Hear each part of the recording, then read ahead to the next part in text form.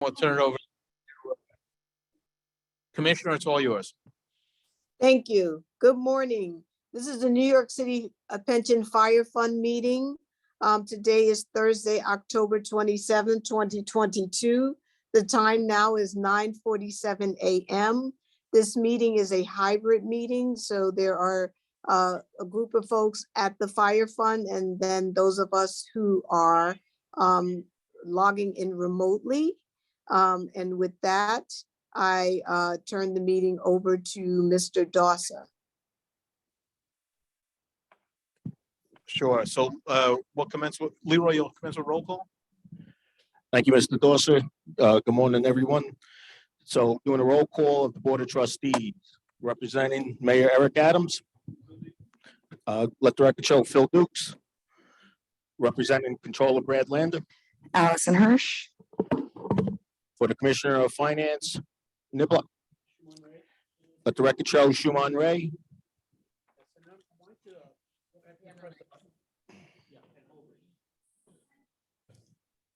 There you go. Hold the button down. Okay, wow, okay. It is easy, actually.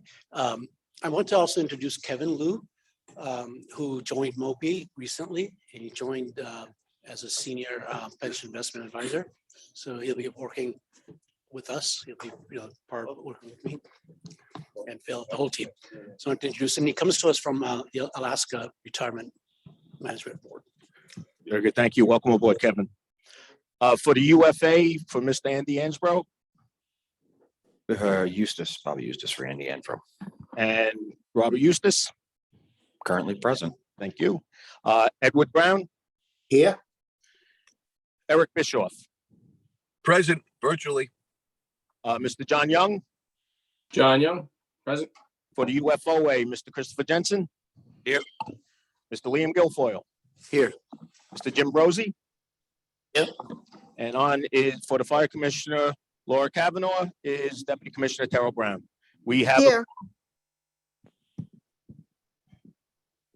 So good afternoon. This is John Dawson from the Comptroller's Office that will help to facilitate this meeting on behalf of the Bureau of Asset Management. So the first item of business that we have in public session is some remarks from our Chief Investment Officer, Steve Meyer, to talk about the STAR report and any other information he'd like to spell to the board. Thanks, John. Thank you. Good morning, everyone. I just want to get a couple quick notes about an initiative that we have ongoing within the Bureau of Asset Management, hopefully in close collaboration with the support of the various pension plans. We're referring to it as the STAR project, or an accountability review. STAR standing for a strategic and tactical accountability review of everything we do. And it actually follows the BAM 2015, what was referred to as the Management Operations Study and Best Practices Review, also known as the Funston Report. I've actually been through the report. I think it was incredibly well done and well implemented, but it was very inwardly focused, really just on the needs of BAM and its infrastructure. The new review that we're intending to undertake with your help is more outwardly focused. We hope to execute this in close collaboration with the pension plans and have representation of the plans on the committee that's going to oversee this process. And this is the vision of the controller, which I certainly share, in order to improve outcomes. Our objective is to see how BAM can improve its investment performance, but equally importantly, to see how we can better service the needs of the trustees, plan participants, and beneficiaries. And we're going to focus hopefully on things such as assessing the quality and efficiency of the trustee engagement, reviewing all of our reporting, such as the updates I'm going to do today, our risk reports and our performance reviews, determine if they really meet the needs of the trustees. And lastly, hopefully answer the question, how can BAM both service the unique needs of the 5 pension plans in an efficient way? We also hope to answer the question if the Bureau of Asset Management's organizational structure and current resource allocation is optimal for delivering on the plan needs. And finally, determine if we have the right policies, procedures, and processes to really serve our dual mandate, which is to deliver excellent investment outcomes, and equally as importantly, to service the trustees and other stakeholders at a very high level. And with that, Allison, did you want to comment as well? Sure. I'll add just a couple notes. Steve said most of it. I do want to say that part of the genesis of this project came when Brad first got elected last November and was meeting with various trustees. I think most trustees expressed interest in doing some kind of review of BAM operations, how BAM is best serving trustees. The staff within the controller's office expressed an interest in doing a Funston 2.0, right? And then Steve came in and started saying, it's like, oh, we should really look at how best we're serving. So it's sort of a combination of a lot of different, of everyone wanting to do something and trying to put it into one process that makes sense. The one major difference, I think Steve mentioned this, between what we want to do here and what happened in 2015 is that we want to do this not just in partnership with trustees, but with the actual oversight of trustees. And so what we're recommending is the establishment of an oversight committee with representatives from each of the 5 systems on that committee. We have, ideally won't require actual votes because we'll get to consensus. In the case that we do, we'll figure out, I know there's on this 2 labor reps from NYSERS. We don't expect to, NYSERS has a higher vote tally than the other systems, but we want to, because there are more unions represented, maybe we have to figure out, the 2 of them together will combine into one vote, right? But the idea is that this oversight committee of trustees and Steve will set the scope for the RFP so that when we send the RFP out to hire a consultant, the scope is one that is agreed upon by the trustees, and also participate in consultant selection and actually help choose the consultant who does this project, and then maintain involvement and oversight throughout. And then the last thing I would say, any recommendations that the consultant brings forward that relates to how the boards do their work, and mostly this is about how BAM does its work, but anything that requires, relates to how the board does its work or implicates BAM's relationship to trustees will come back before the boards before any actual action is taken. So really appreciate this. I know that it's something that we had asked for, and in conversations prior to Comptroller Lander taking over, this was an issue. I have a bunch of questions about what was sent to us, but I think it's probably going to be better if these questions are asked at the committee. Like when it's all of us together, I don't know that everybody here has to, I don't want to take up anybody's time, but my.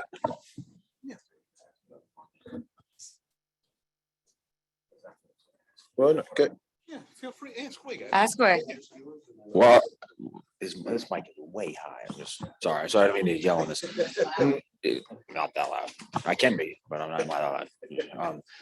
No, you just mentioned voting strength. I know one of the ideas we talked about was that we're willing to corpusly fund assistance to BAM or put more people into it, because we've always heard there's a shortage, and we don't, if there's a shortage and employees are funding there, we'd be willing to stop that or fund that too, so that that's not an issue for us.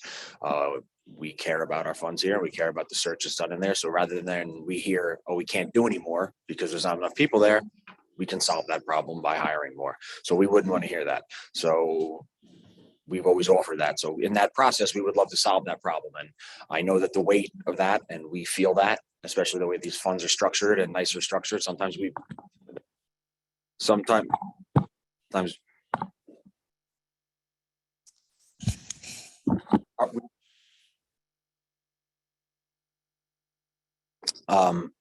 like we said, so sometimes we'll feel like the little guy here, a lot of times. So we would just upfront love to hear that too. And I know the voting strength comes around. We've done a lot of in unity labor things right there. And that usually comes out at some point in there of like, well, how are we voting? How is this going to be even here? And the big fish around there love to throw their weight around and let us know who they are. So I would just say that going into that, you know what I mean? And we'd be gladly offered to throw that out for that. I'm pretty, comfortable to say that we'd be glad to offer that in there and let them know. I don't know if they're willing to do that too. So before we start throwing around voting strength, we're willing to put our money where our mouth is. I certainly appreciate There we go. I appreciate the. Welcome to the board, Moby, man. See the IT issues we have right here, just to throw this out there, you know what I mean? We're gonna get to that later. Just- I appreciate the comments around resources and, it's something that's very necessary.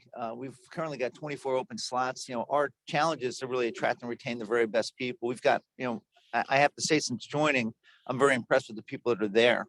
But as the assets have grown, we've gotten more complex structures. We're doing a lot more private deals now. It does take more resources. So I appreciate that. We've got some other things we're trying to implement that, it's not always just about compensation. It's oftentimes about culture and people having voice and people having a career path. So I'm hoping to be able to announce a few things before the end of the year that would emphasize that, that it's a culture of promotion as well as diversity as we move forward. I'd also have to say that, when I was interviewing with the controller, he asked me a question about, well, what do you think? We've got 5 different plans. How would you manage that? And I came from an environment where I had managed, close to 900 billion. We had clients all over the world. And part of my mandate was to get out and see at a minimum the top 100, but I'd probably see another 200 after that. And our goal was to deliver what we referred to as service alpha or outperformance on the service side by being there for our clients. Well, here we've got 5 unique pension plans that are all within walking distance of our office. I don't think it's a heavy lift. So I'm not going to be advocating for a common investment meeting because I do think that the plans are unique and deserve that uniqueness and that customization. But I really want the pension trustees to tell us what they think they need. I had a good conversation last night with Ed Berman on the risk analysis and the risk review. He's starting to plan already for the next quarter. And he said, what do you think of my presentation? I said, I thought it was excellent, but I think we really need to ask the trustees, did it hit the mark? Was it worthwhile? Are there other risks that you'd rather focus on, like extreme left tail risks or other things you need to see in those presentations? So, we're kind of feeling our way along the dark a little bit. And, we really do want to make sure that when you're sitting in the room and we're presenting to you, that we're presenting something that's interesting, that's well presented, and that hits the mark in terms of what you need to see. So. And we greatly appreciate that. And yesterday, Comptroller Lander was here and he was talking, that we had asked for things that were specifically designed for us and for our smaller fund and investments that were going that direction. And You're assessing a small fund. in amongst us, it's not in the big scheme. We're not, but we talked about that and we appreciated that. And then he talked about issues with BRRRRs and different things like that. And we said, we'd appreciate if that was, put in the general perspective for a fund that's 120% funded versus us that were the most underfunded. Yeah. So, that we're hoping that that's put in perspective too, so appreciate that. So to start off with, we are already worlds further along than we were under your predecessors. And it's not a shot at your predecessors. You guys have been great, open to discussion. It's really, it's been a really nice change. Just going through what was sent to us, my first question was really, how was the Funston report the original Funston report funded? And then how will this report be funded? So I can answer that one. Or John, it was funded, the original Funston report was funded by the Comptroller's office using tax dollars. I think our expectation is that this report would be funded the same way, but with the oversight and direction of the trustees. Which is greatly appreciated. I did have a concern, obviously, about NYSERS having 2 votes. Thought about possibility of maybe there being a 2/3 majority type of voting deal, if that was even necessary. I'd like to know, honestly, I'd like everybody in the room, like someone's going to win, someone's going to lose, but if we can come to consensus, it's always the best way to go. So I'm with you on that. I'm hopeful, but want to be prepared in case hope loses. Yeah, I don't think we're wed to any kind of voting structure. It's something we can all figure out. My hope and expectation is to hit consensus, right? Yeah, I'm with you on that. One of the concerns that I had, and I want to make sure I didn't misread, is there were going to be a separation of a compensation study and this. And I'm just curious as to why. I really think that if we're going to do the whole thing, it should all be done. We should hire a consultant and let them do their job. But I'm really interested to hear your take on it. Yeah, so that's a great question, Liam. And initially, I thought they would be combined, and because they are related and interrelated. But my concern is that the compensation levels, I think relative to what's out in the market, even what's available in other pension plans, state pension plans are here in New York, we are undercompensating our people. So what I'd really want to do is break it apart so we can accelerate the compensation review. And kind of address that hopefully by the middle part of next year. It doesn't necessarily have to be separate and apart from the STAR project. We can also talk about compensation and levels and how do we manage the staff? How do we manage promotions? What's our budget and how do we work within that? I do think that's all fair game. But again, the only reason why we split it apart is to accelerate the compensation issue. And it's not something that's personal. It's something that we've got people that have been there 7 years that haven't gotten an adjustment, and the market's repricing talent at a much higher level. And again, to your point, which I thought was a very good one, we want to make sure we've got the right people in the seats that can really deliver the excellent investment performance. I appreciate that. And from everything that I've learned in the past 5 years and all the things that I've read, I definitely think if we spend the money and we get the returns, the money is going to be proven to be a non-issue. I mean, you get 1% on 250 billion. I'm pretty sure we win. So I'm very interested to see how that goes, and just wanted to ask if the union side of this was going to be kept abreast of that step by step as well. That'd be great. The only other comment, Liam, on that is that the compensation issue is really something that the controller's HR person manages and handles that process. So you don't want the investment people involved in that. They need to be at arm's length.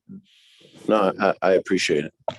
But just want to clarify, the HR bureau at the controller's office is managing the compensation study, but yes, the trustees will continue to be kept abreast of it, and no decision will be made on any changes without talking to the trustees first. And again, just to reiterate what Bobby said, I am not opposed personally. I'm obviously I've talked with Chris and Jimmy, and they can speak for themselves. I'm not opposed to Corpus assisting if we need to retain the best. It's a no-brainer in my mind. So definitely open to the conversation and appreciate it. The rest of the questions that I have, we can do it another time, but those were my main points right now. I appreciate it.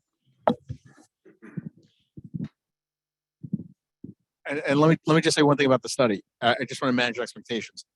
The reason I think that they should be bifurcated is because big word, Chris, I know, it is because the findings of the STAR report are going to take a little bit of time to implement, and may, depending on what the boards agree to and what comes out of the report, may take a long time to get to. So I just want you to keep in mind that those reports are not designed to be implemented the next day. They're designed to be implemented over some period of time so that it's appropriate.